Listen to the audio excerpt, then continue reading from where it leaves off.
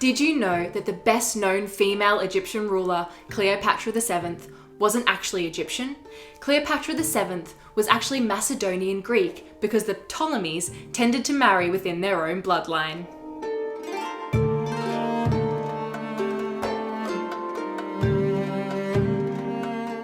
Hello and welcome to Ancient History Encyclopedia. My name is Kelly, and today we're going to take a look at some of the most famous and powerful female pharaohs and queens of ancient Egypt. Don't forget, if you enjoy our videos, chuck this one a like and subscribe to our channel so you don't miss out on any new uploads. Ancient Egypt was a civilization where women exercised greater freedom than many other cultures in the ancient world, so it isn't surprising that there were many important female rulers throughout Egypt's expansive history. This video is going to introduce some of the most famous female rulers, but just so you know, this isn't a final list. Before we jump in and discuss these female rulers, it's important to note that although many of these women ruled in their own right, they all required a male from their lineage, whether that be a father or a son who was not yet old enough to rule, to justify their claim to power. This is because of one of the foundational myths of ancient Egypt, where the god Osiris was named the first king, and his son Horus was his successor. Therefore, only males could rule. The women who ruled for 20 plus years, such as Hatshepsut and Cleopatra VII, fully recognised that they needed this male connection to justify their rule. For Hatshepsut, it was her stepson, Thutmose III, and for Cleopatra, it was her father, multiple brother husbands, and two notable Roman generals. These women used their male relationships in a number of ways to legitimize their rule. You have Sobeknefru, who ignored her dead husband, but instead established a strong connection with her dead father as a reason to continue holding power. You have the idea of a caretaker of a family dynasty when there wasn't an obvious male heir, such as Hatshepsut, who also used her religious position as God's wife of Amun to validate her growing power. And you have the idea of woman as regent, a mother who steps in and rules in place of her son, who is not yet old enough to rule for himself. Succession in ancient Egypt, who was next in line to rule, was determined by the concept of divine kingship, which made sure that the son of the king would be next in line to rule as the new embodiment of the god Horus, even if he was still too young. Who better to guide and keep safe the next king of Egypt than his mother? There were many other women in power who did not leave the same mark in history as these women did. If you'd like to learn more, hit the link below to our article, Great Female Rulers of Ancient Egypt. Let's start off with some of the earlier and maybe not as recognizable female rulers. In the Early Dynastic Period, we have Neithhotep, who was the wife of the first king of Egypt, Nama, who was also known as Menes. Her dates and most of her life are a bit uncertain, but we know that she is considered the mother of Horus, the second king of Egypt, and that she ruled independently after the death of Nama and before Horus was old enough to claim the throne. Although we may not know much about her life, the initial discovery of her tomb led archaeologists to believe that they had found the tomb of either Nama's successor or of a king who had been left off the official list of Egyptian monarchs due to how grand it was. Another queen of this same period who is believed to have ruled on her own is Merneith, wife of Jet and mother of King Den. The grave goods of Merneith suggest that she was not only regent to her young son, but went on to rule independently. The tomb of Merneith reflects the same grandeur and honour fit for a monarch as Neithhotep's did, with servant graves, a large underground chamber, and many sacrificial offerings. Both Neithhotep and Merneith had their names inscribed on a serek, a clay representation of a royal house, upon which a king's name appeared. The Middle Kingdom of Egypt is considered the classic period of Egyptian art and literature, and its 12th dynasty included the reign of Queen Sobeknefru between circa 1807 and 1802, the first female confirmed by historical texts to have ruled in her own right. Unlike later female rulers, Sobeknefru did not present herself as a male, in keeping with the tradition that only men could rule, but instead chose to reign as a woman. Sobeknefru was the first monarch to take her throne name from the crocodile god Sobek, which presided over fertility, kingly power, and protected from danger. She is believed to have made additions to the funerary complex at Hawara and built structures at Heracleopolis and Crocodilopolis, and was the last ruler of the powerful 12th dynasty.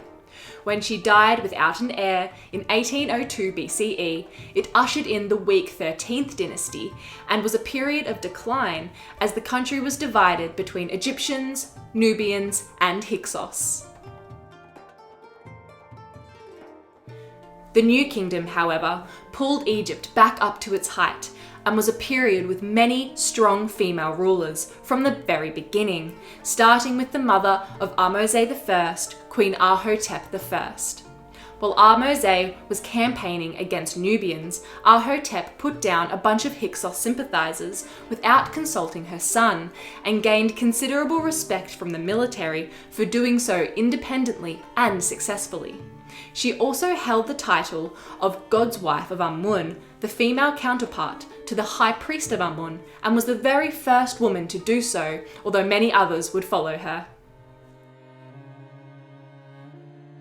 Moving on to one of the most highly regarded female rulers of ancient Egypt, we come to Hatshepsut, the daughter of Thutmose I and regent of Thutmose III. Hatshepsut was regent for less than 7 years when she assumed the title of pharaoh, and although she was co-ruler with Thutmose III, it is undeniable that she was the power and the brains of the duo. During her reign between 1479 and 1458 BCE, Egypt prospered with Hatshepsut's successful trade ventures, military campaigns, and monumental building projects. Hatshepsut's expedition to Punt is a famous example of her trade ventures, as the exchange between Egypt and Punt marked the first known successful attempt at transplanting foreign fauna. Paintings on the walls of Hatshepsut's mortuary temple, just one of the monumental building projects ascribed to her, shows her successful expedition to Punt and depicts exotic flora, fauna, and luxury goods exchanged between Punt and Egypt. Unlike Sobeknefru, Hatshepsut chose to portray herself not with female attributes, but in the style of a traditional male pharaoh, often complete with the headdress and beard. After her death, her inscriptions and monuments were defaced or destroyed, and this vandalism is commonly attributed to Thutmose III, who not only backdated his reign to the death of his father, but claimed all of Hatshepsut's victories and accomplishments to himself. He is thought to have done this in order to discourage women in the future from following in Hatshepsut's footsteps. Even though women were highly regarded in the culture, the Egyptians were quite conservative and held tightly to tradition, especially to that of the male monarchs, sticking to the model of the first divine king, Osiris. Our next great female monarch is Queen Tiye, wife of the pharaoh Amenhotep III and mother of Akhenaten.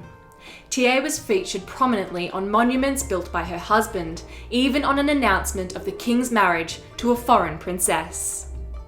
Images show Tiye participating in affairs of the state, and she was known as the Mistress of Upper and Lower Egypt and Mistress of the Two Lands, neither of which were customary titles for the queen.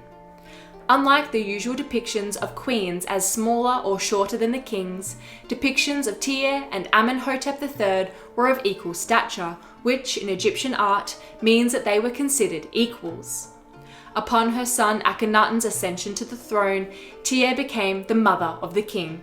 Her son abolished the ancient Egyptian religion, which many at the time objected to, and moved the capital from Thebes to modern-day Amarna. The letters uncovered at the site detail Tiye's continuous involvement in economic affairs through correspondence with foreign nations, whilst Akhenaten was busying himself with his new religion. One of the most iconic Egyptian queens, mostly thanks to her famous bust, was Queen Nefertiti, wife of Akhenaten. Letters from Nefertiti to foreign dignitaries show her involvement in political and economic affairs was at the same level as Tiye's. Akhenaten joined his seal with hers in order to show their equality, and Nefertiti may have undertaken responsibilities of the pharaoh whilst Akhenaten was busy reforming his new religion, which made him so unpopular during his reign. There are many surviving images supporting the idea that Nefertiti participated in state affairs and traditional pharaonic duties. These include officiating religious services, moderating diplomatic meetings, receiving foreign dignitaries, and even smiting Egypt's enemies in the role of the king. Another famous queen was Nefertari, not to be mistaken with Nefertiti. Nefertari was the best-loved wife of the pharaoh Ramesses II, also known as Ramesses the Great. Nefertari held the position of God's wife of Amun, and during her queenship, she participated in court affairs. The reign of Ramesses II is often claimed to be the pinnacle of Egyptian prosperity, culture, and art, a claim which is supported by the wall paintings from the tomb of Nefertari and the great edifice of Abu Simbel, on which she is also featured. Nefertari was active in the administration of Egypt, and through correspondence with the Hittite queen Peduhepa, furthered diplomatic exchange between the two nations after Egypt and the Hittites entered into a peace treaty with each other. The final queen on our list is the famous Cleopatra VII of the Ptolemaic Dynasty, without whom no list of female Egyptian monarchs would be complete. Cleopatra VII was the final queen of Egypt before it was annexed as a province by Rome. Cleopatra was well educated and fluent in Greek, Egyptian, and numerous other languages, and had a talent for politics and diplomacy. Unlike her Ptolemaic predecessors who only spoke Greek, Cleopatra embraced the Egyptian language and culture, which helped her communicate with foreign diplomats. Although today she is often considered a great beauty, no ancient writer gives that impression, but instead praises her intelligence, charm, and wit. Her love affairs with both Julius Caesar and Mark Antony have overshadowed her personal accomplishments, but she single-handedly guided Egypt through some of its most difficult times. It's clear that women were active in administration, diplomacy, and management of the Egyptian government all throughout its history, and held responsibilities to the same importance as male rulers. Why do you think this regularity of women in power was mostly seen in Egypt? Do you see any similarities between these women? And can you think of any other women who has held a position of leadership or power? Let us know down in the comments below. Don't forget, if you enjoyed this video, chuck this one a like and subscribe to our channel so you don't miss out on any new uploads. This video was brought to you by Ancient History Encyclopedia. For more great articles and interactive content, head to our website via the link below. Ancient History Encyclopedia is a not-for-profit organisation. If you'd like to support our work, hit the support card up on the screen or via the link below. Thank you all so much for watching, and we'll see you soon.